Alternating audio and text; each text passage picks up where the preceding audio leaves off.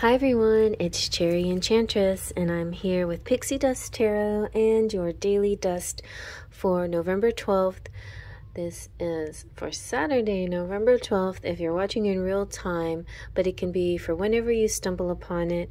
I'm just working my way towards my birthday, which is November 16th, and using all my favorite decks. And here's another one, Dame Darcy's Mermaid Tarot. Just love this deck. And I love Dame Darcy. She's so nice.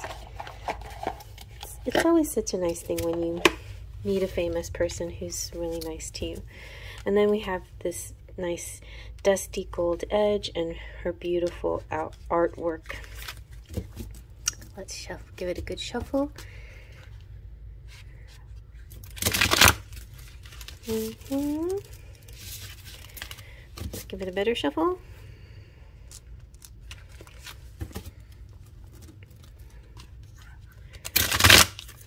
Okay, one more time.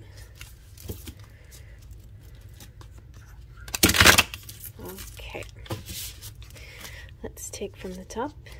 We have, ooh, High Priestess. High Priestess came out recently, not yesterday, but 2 days ago, I think. And we have, this is one of my favorite cards too of this deck. Ooh, we have the Hierophant. How perfect. I got goosebumps all down my legs. The High Priestess and the Hierophant are the perfect match. They are high level people here.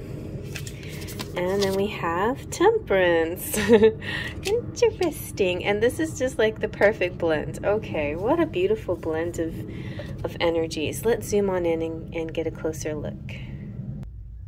So the High Priestess is the keeper of secrets. She represents, she usually is holding like the Torah, and it says Alpha Omega, and then she has the boa and the Jaos, those towers, the light and the dark, and the pomegranates representing sensuality. And all of these symbols represent that that her knowledge goes beyond just one plane. You know, it's very multi-layered. This is making me hear Akashic records, somebody who dives very deep when it comes to trying to learn the truths of the world and of herself or himself, but definitely strong feminine energy here. But most importantly is the way the crown chakra vibrates, and what was I gonna say, generates, electrifies, generates something kind of.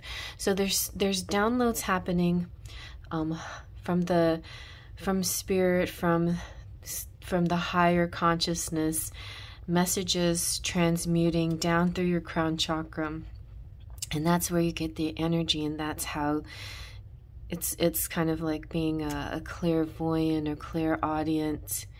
But when you have the crown chakra, it's mostly like just plain claircognizant, the knowing of things, because of this gift of being able to connect with spirit so quickly, and all this information coming at you really fast and strong. And so this type of person is somebody that has these gifts and then doesn't doubt them, but does keep a lot to themselves, because there are certain things that must be held sacred and quiet and secret. And a lot of times we think of secret as being a bad thing, but it's, in certain cases, is a necessity.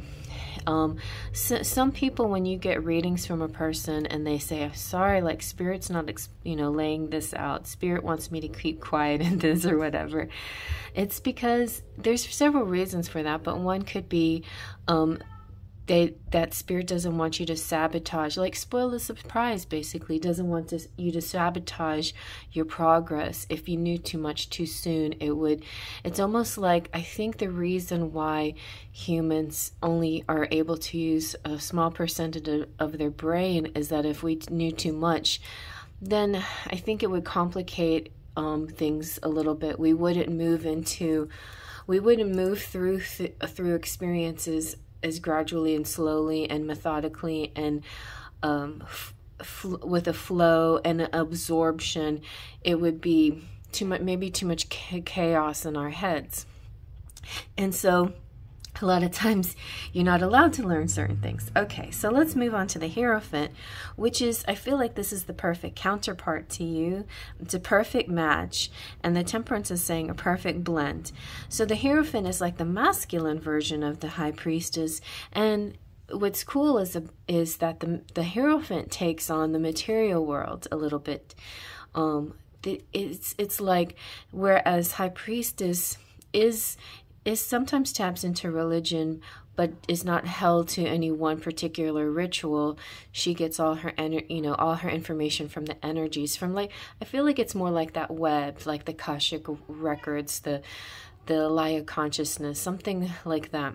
But with the Hierophant, a lot of what the Hierophant is like the ritual work, and you could be both, or you could be one or the other, and it doesn't have to be necessarily male female. Like, you could be, I feel like the Hierophant is sometimes a little bit more like an earth witch, because when you follow certain rituals and procedures and rites and steps and formulas and recipes to get what you want, similar to the magician, you have your tools. Well, here you have your procedure, and that's kind of makes me think of, you know, the priests and religious figures, how they use their religion and the steps that they take in order to have this connection with God or the higher being, and if any religion that you want to think of. So even if it's paganism or whatever, it's certain rituals that you get to connect. The one thing, though, that Hierophant is a bit a step above just materialism. They do also have a spirituality that just goes beyond the physical plane. Like, they wouldn't really necessarily have to do the ritual things, but I think the Hierophant does those ritual things in order to help the average person connect with them, right?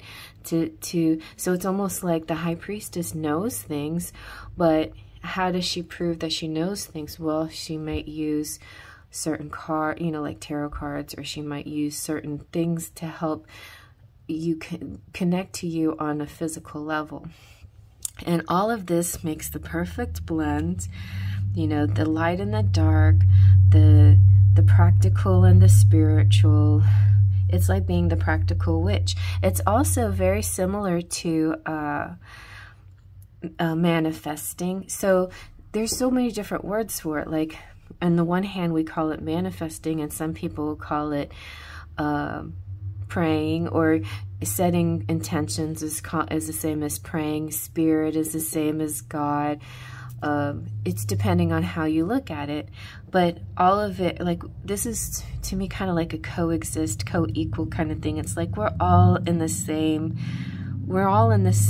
place, in the same world, in the same energy. It's just we all have different ways of doing things.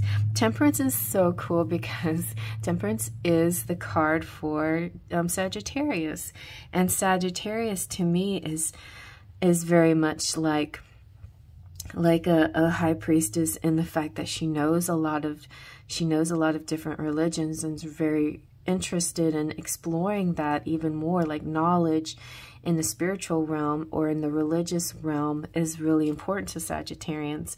We also have Taurus here, and so there could be some fixed Taurus energy as well. And then we have, with the High Priestess, we mostly have like moon energy with High Priestess. It's sort of ethereal. We don't have a specific sign, I think, that goes with High Priestess, but a lot of people may say Cancer or Pisces, but I see just mostly moon energy. But yeah, it's interesting. I feel like this is a very peaceful day. This is a very intuitive day. This could be a couple sharing their ideas with different perspectives and like really matching and getting along great with their different ways of looking at things. This could be one person using all aspects of their spirituality for growth. And I feel like this is more than just a day energy. I think this is something that will keep expanding and growing in your life, a way that you're learning more about yourself and becoming a very well-rounded, balanced, person. Like every part of your experience in moderation blended together makes you this beautiful, well-rounded person. Wow. And that's a lot of you out there already. I just feel like a thumbs up from Spirit, doing a great job. So every once in a while, Spirit doesn't have an actual message. Spirit is just saying, yay, good job. We love you. Bye. It's kind of like that. Just kind of like a shout out from Spirit. You're so amazing. Anyway, so I hope you like that. Faith, Trust, and Pixie Dust.